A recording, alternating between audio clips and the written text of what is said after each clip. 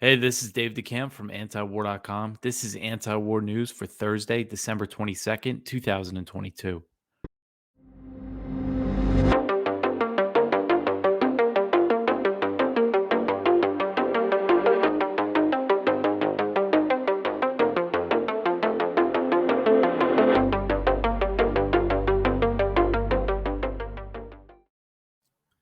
All right, the first story at the top of antiwar.com today.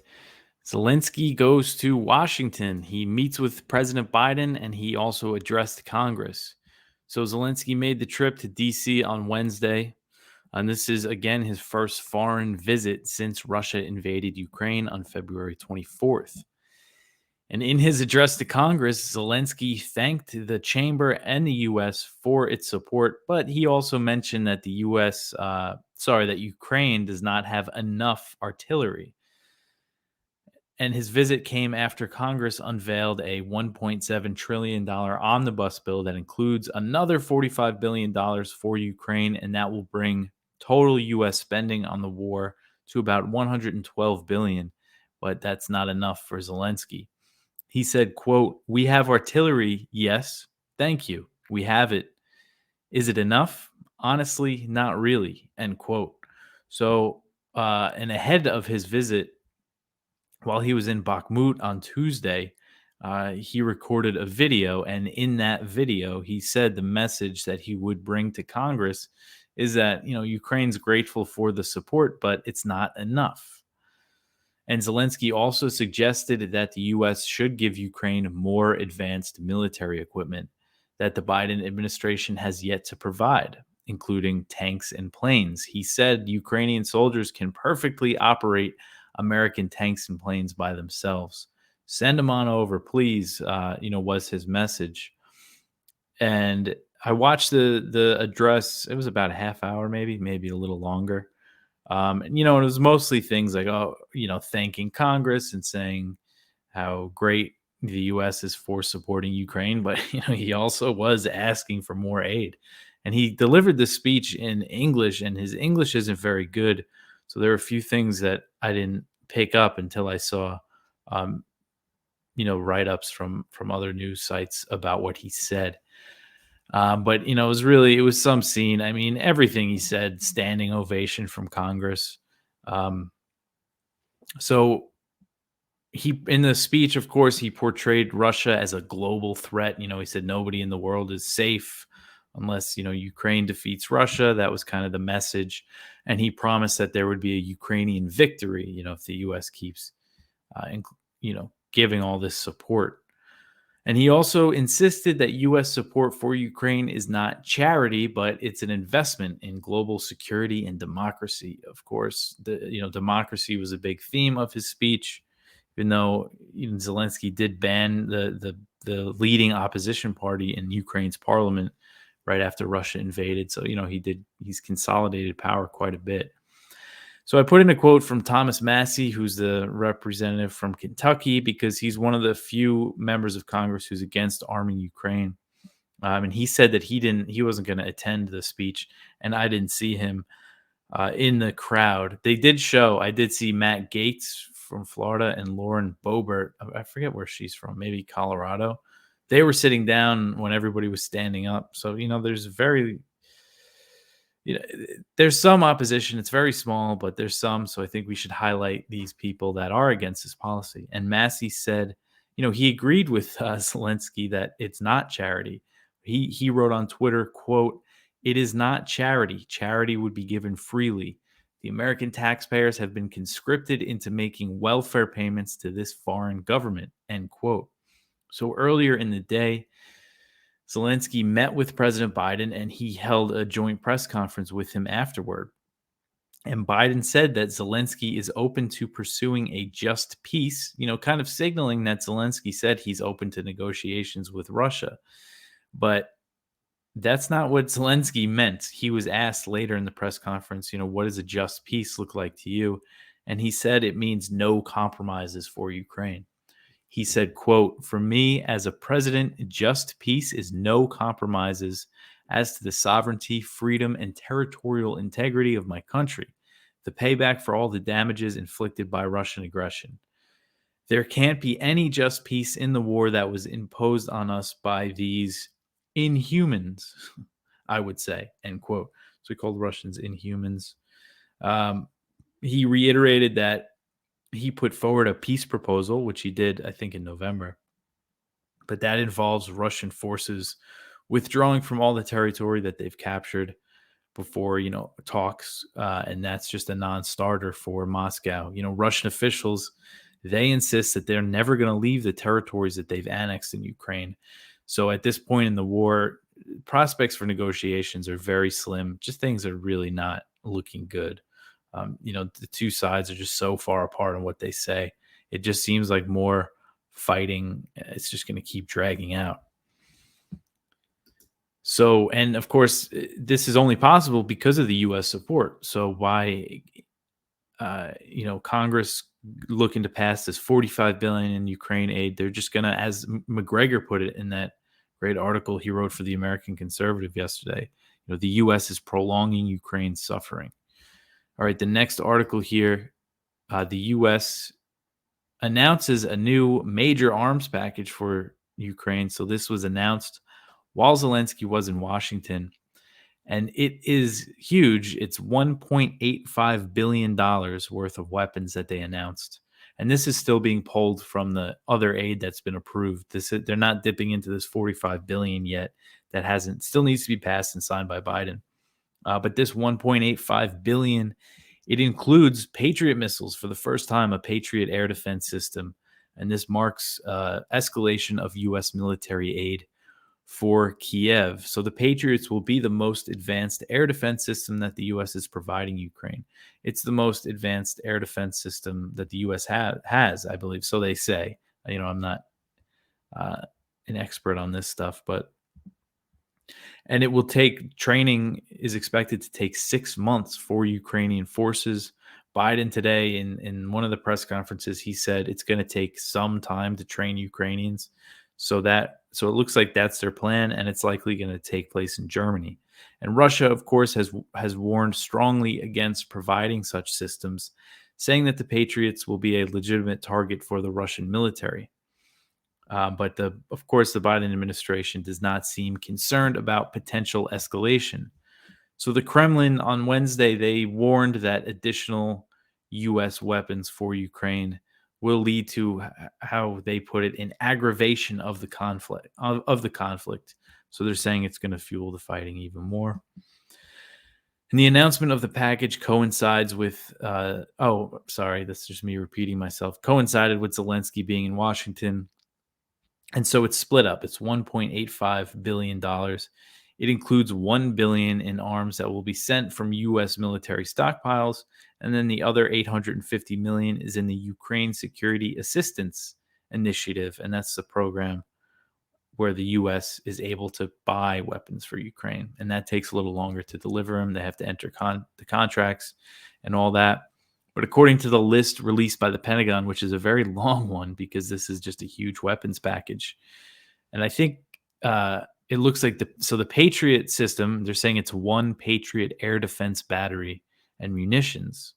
That is coming from the Drawdown Authority. So that's coming from the U.S. military stockpiles. Now, one thing I've read, that they say one Patriot battery, with ammunition, costs about $1 billion. But there's all this other stuff in this this package. They say is $1 billion. So maybe, they might be fudging the numbers a little bit so they could send them more weapons. And then that makes me think, have they been doing that, a lot? Maybe that's possible. Because, if you look, it's also a lot of ammunition and mortars, precision guided aerial munitions, the high speed anti-radiation missiles. All this together, I think if the Patriots are worth $1 billion, like all the estimates say, it's got to be way more than that, this package. And then the arms that are being sent through the Ukraine Security Assistance Initiative is mostly artillery rounds and things like that. Also SATCOM terminals. So those are satellite terminals and systems. And this also includes funding for training, maintenance, and sustainment. So it's just a ton of new weapons and equipment for Ukraine. If you want to see the full list, go check it out in the article. But the big thing is the Patriots. All right, so the next article here, there is no evidence that Russia was behind the Nord Stream sabotage. So, after months of investigations into the sabotage of the Nord Stream natural gas pipelines that connect Russia to Germany, no evidence has been found linking Russia to the attack. And this is from a report in the Washington Post. And they cited interviews with 23 diplomats and intelligence officials from 9 different countries. So, they talked to a lot of people. One European official was quoted saying that there's no evidence at this point that Russia was behind the sabotage. And many Western officials were quick to blame Russia for the attacks, which took place in September. But the report said that some officials now say Russia is not to blame. And of course, this article in the Washington Post recognizes that Russia has little motive to attack the Nord Stream pipelines. They're mainly owned by Gazprom, the Russian state gas company. And the situation as it was in September, Nord Stream 2 was never turned on. It was never delivering gas to Germany. And Nord Stream 1, Russia stopped delivering gas through that just a few weeks before these explosions. So, they already cut off gas through that pipeline. And by bombing them, by destroying them, that takes away Russia's leverage over Europe with gas. I mean, because that's pretty significant leverage that they have as Europe is facing this energy crisis and really high energy prices. Gas and oil and everything like that. So the Post report, again, they quoted a European official that said the rationale that it was Russia that attacked the pipeline never made sense. And a handful of officials said that they regretted how quickly many in the West how quick they were to put the blame on Moscow. So investigators believe that the perpetrators were state actors, and a German official said it appears explosives were placed on the outside of the pipelines.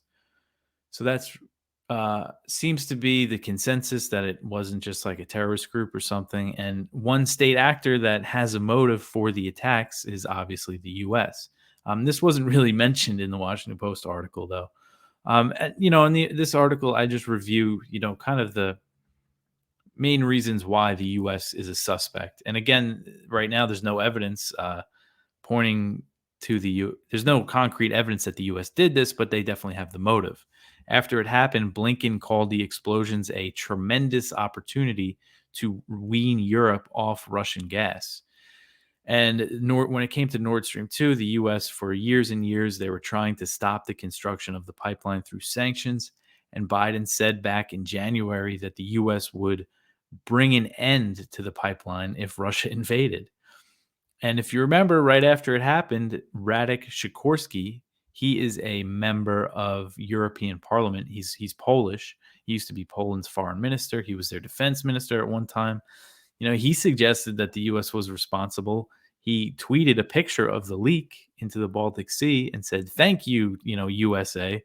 So it's not like, the media really tries to make this seem like it's some fringe conspiracy theory that people think the U.S.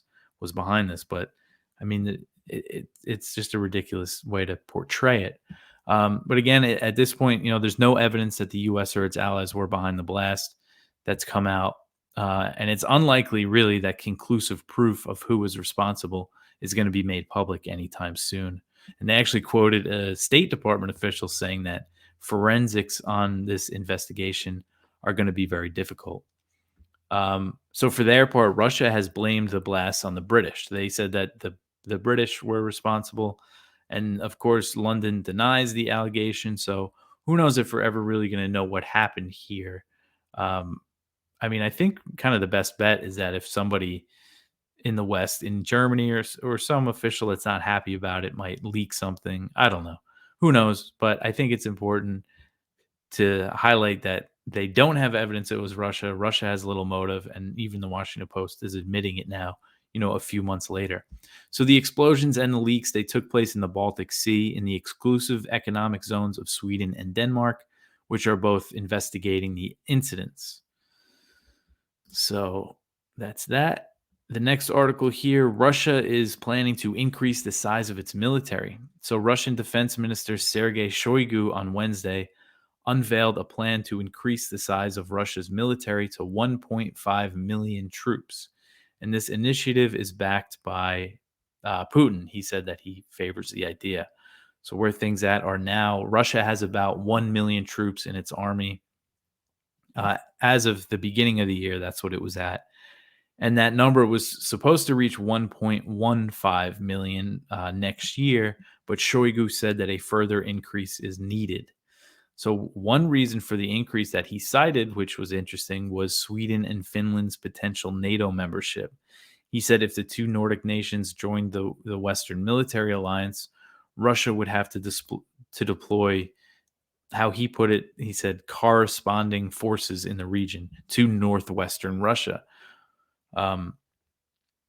Finland shares an over 800-mile border with Russia, so you would assume if they join NATO, Russia's going to beef up that border. And Putin and other Russian officials, they've previously said that they don't view Finland and Sweden joining NATO as much of a threat as Ukraine joining, just because they don't have territorial disputes with Finland or Sweden. But they have said that they would respond to the expansion of NATO military infrastructure. And when it comes to, troop mobilization, back in September was when Putin ordered the mobilization of 300,000 fresh troops for his war effort in Ukraine. And Russia's been reinforcing its positions on the front lines, but at this point, he hasn't decided to call up any more troops than those 300,000. He said, and Russian officials say that the current numbers are sufficient for the war in Ukraine, or what they call a special military operation. All right, so the next one here, this is from Kyle Anzalone at the Libertarian Institute, and it's about this strange deal that it looks like the U.S. has made with Morocco to get tanks to Ukraine. So Morocco is going to sell over 100 tanks to the U.S., which will then be transferred to Ukraine, apparently, under this deal. So Morocco will begin selling these tanks to the U.S. and also the Netherlands. These are T-72 tanks, which are old Soviet-made tanks, and then they'll be sent to Ukraine. And this weapons deal was secretly negotiated between the U.S. and Morocco. And this is a move away from Morocco's neutral stance regarding the war in Ukraine. And I believe this makes them the first African country to be helping Ukraine out when it comes to military aid. So under the agreement, the U.S. and the Netherlands will buy 90 T-72 main battle tanks for $95 million. And there's an option to add 30 tanks to the sale next year. So it could be 120 tanks. Morocco is going to provide spare parts, and the tanks will be upgraded by a Czech Republic company. So this is something that could have happened on the sidelines of this Africa summit that Biden recently hosted. He hosted all these African nations. So that's a possibility. And but this is interesting because Kyle says in March, Morocco abstained from a UN vote that condemned the Russian invasion of Ukraine. So this is a pretty big shift in what they've been doing. And Morocco buys a lot of its weapons from the West, 91%. So, a big change when it comes to their policy on the war in Ukraine. And the next one here, this is also from Kyle at the Libertarian Institute and Will Porter, and it's about the Pentagon psyops on Twitter that I went over yesterday from The Intercept. We just posted another story about it that they wrote up about how Twitter knew CENTCOM had fake accounts running psyops, and they helped them out with it, and they whitelisted them, which gives them the benefits of verification without the blue check. So go check that out. It's just another story about that. And I think more is coming. I think Li Fang at The Intercept said, there's going to be more about about this stuff. So hopefully more is revealed. And then the last story in the news section here, U.S. sanctions prevent dozens of ships carrying food from reaching Iran. So dozens of merchant ships carrying grain and sugar are stuck outside of Iranian ports due to payment issues as a result of Western sanctions. And Reuters reported this on Wednesday. So US and other Western sanctions on Iran technically have exemptions for food and other humanitarian goods. But the Reuters report said that the impact of the sanctions on Iran's financial system have created complex and erratic payment arrangements with international companies.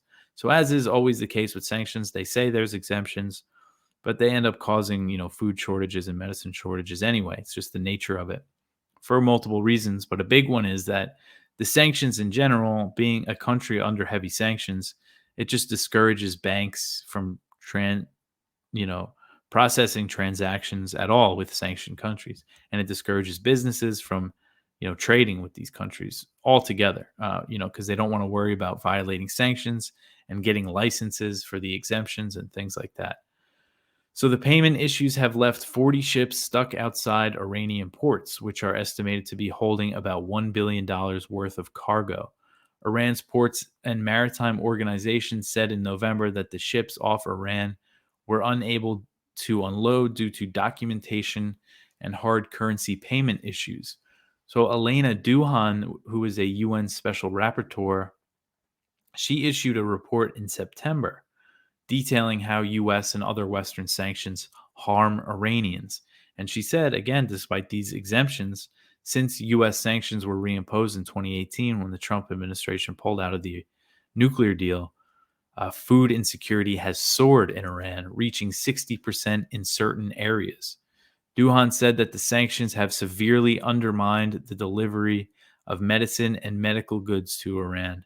She said that licenses that are supposed to be issued by the U.S. Office of Foreign Assets Control to ensure exemptions appear to be ineffective and nearly non existent.